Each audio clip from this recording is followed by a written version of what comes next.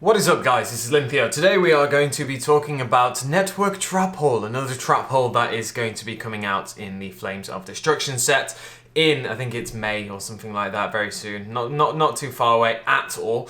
And basically, I know this was kind of announced a while ago. This was when I still wasn't doing videos, so I just wanted to talk about it and see what the potential impacts it could have on the meta game. So if you don't know what it is a normal trap card called Network Trap Hole. And its effect is basically when your opponent special summons a monster from the deck and or graveyard, banish that monster's face down. So, cards that banish face down are, you know, just inherently pretty good, because it means that cards that you've banished face down, your opponent can't really access. They can't really do anything with them unless a card just states that, you know, it's just a generic thing like Omega. It just says return one banished card from the banished zone to the graveyard. It's you know, if it states that it has to be a monster, spell, or trap, you can't do that because it's face down, and you know, it's just one of those things. Special summoning from the deck and the graveyard are pretty decent common effects, really, if you think about it. Summoning from the graveyard, things like Soul Charge, Fairy Tale Snow, Mizuki, and summoning from the deck, things like Lone Fire, Needle Fiber, Summon Sorceress as well. There are a lot of different ways to summon from the deck and from the graveyard. The one thing I really like about this card is the fact that it says and or graveyard. So if they do summon from deck and graveyard at the same time with a card effect, you can, you know, pretty much banish those cards face down. The downside to this really is the fact that it is what it is. It is a normal trap card.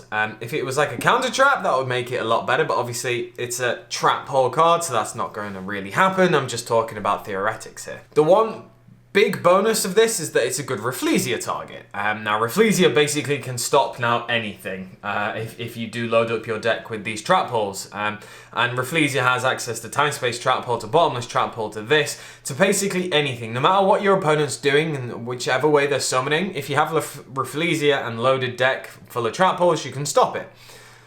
But when was Rafflesia ever played?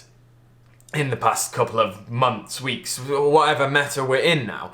It's a good card, but unfortunately it's a card that's very late. One of the probably only best things about this card is that if your opponent activates a Soul Charge and you activate this, that would be pretty spicy, that would be pretty good.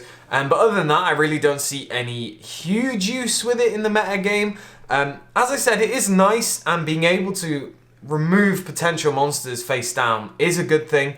But overall, it's not hugely amazing. Tides of the Brethren is another pretty decent one that it could be used with, and it can also technically be used with number 89, but other than that, we're stretching a bit. The whole kind of bad downside to this card is that it can be replaced by cards that already do its job. So if you think about it, this card specifically hits the monster that is being special summoned from that location, from either the graveyard or from the deck.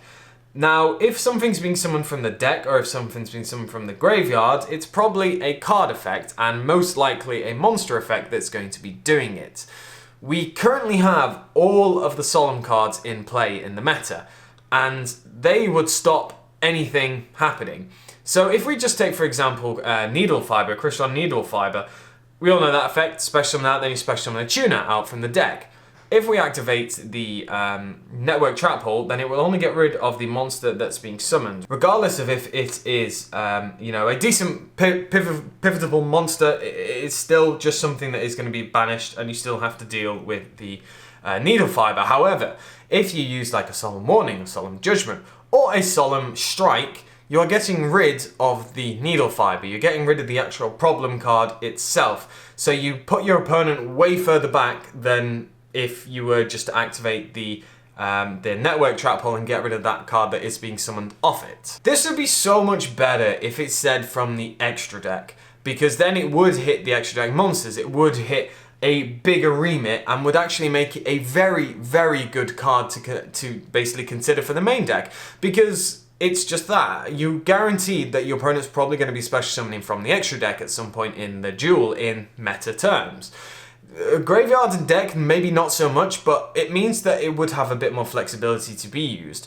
And without that flexibility, with only having those two areas that it does come from, it's unfortunately not very good and only a bit of a spicy, interesting deck depending on what the interesting card depending on what the meta is using.